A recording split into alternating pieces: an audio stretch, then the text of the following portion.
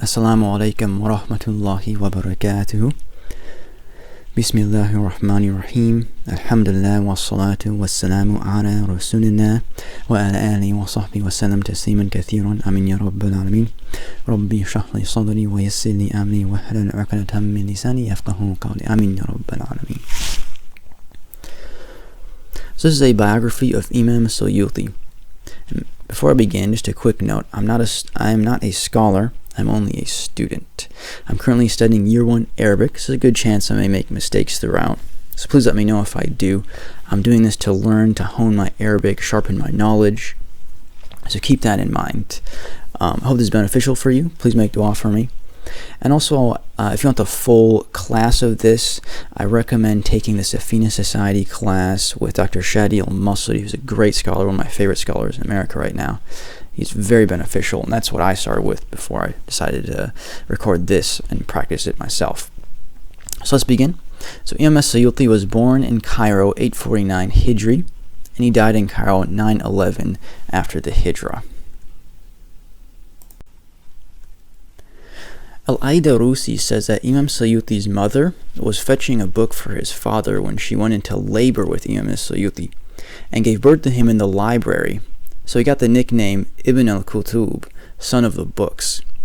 His father was very keen on his studies and took him to meet Ibn Hajar al-Asqalani when he was only 3, and that year Ibn Hajar died.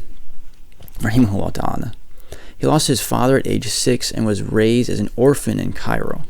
His father wrote in his will, his wasiyah, that Imam Suyuti be raised by the Hanafi scholar al-Kamal ibn al-Humam. He memorized the Quran at 8, then several other works, including the Alfiyah of Ibn Malik, which is a 1,000-line poem on grammar. He was a master of Arabic in every major science and several secular sciences as well, like medicine. He traveled extensively seeking knowledge to Damascus, Hijaz, Yemen, India, Morocco, Egypt. He was self-sufficient, distancing himself from the rulers and living off what he earned by teaching. At age 40, he retired from the company of men on the banks of the Nile, where he wrote most of his books and essays, which amount to over 600. One lists them at 723. Wealthy Muslims and princes would visit him and offer him gifts, but he refused them all. He refused every request for his presence by the Sultan as well. He once told the Sultan's envoy, "Don't ever come back with a gift, for in truth Allah has put an end to such needs for us." His student and biographer, Shams ad-Din ad-Dawoodi al-Maliki, said, "I saw the Sheikh with my own eyes writing and finishing 3 works in one day, which he himself authored and proofread. At the same time, he was dictating hadith and replying beautifully to whatever was brought to his attention." He completed Tafsir al-Jalalain in only 40 days, which began by his teacher, Jalaluddin al-Mahali. He died at 62 and was buried in Cairo. He was Ash'ari in Aqidah, Shafi'i in Fiqh, and Shadhili in Tasawwuf. 2 of his most well-known works are Itqan fi Ulum al-Quran, which is a huge text on the sciences of the Quran, and what I mentioned before, Tafsir Jalalain, which is a very common beginner text on Tafsir of the Quran.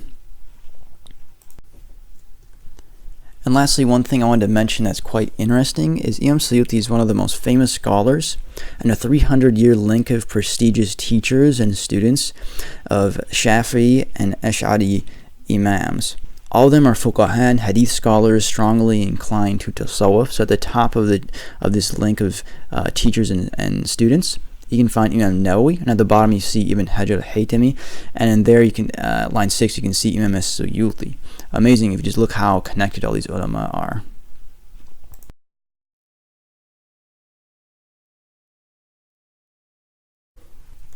So this concludes a brief biography of Imam Suyuti. On the right, you can find a cover of a copy of the book we're about to read, which has been translated into English. It's called The Remembrance of God. That can be tough to find since it's out of print. So thanks for listening. I hope you found this beneficial. Please make dua for me, and let's all make dua for each other. And may Allah unite us all in Jannah. Amin. Subhanaka Allahumma wa bihamdik. Ashhadu an la ilaha illa anta. Astaghfiruka wa atubu ilayk.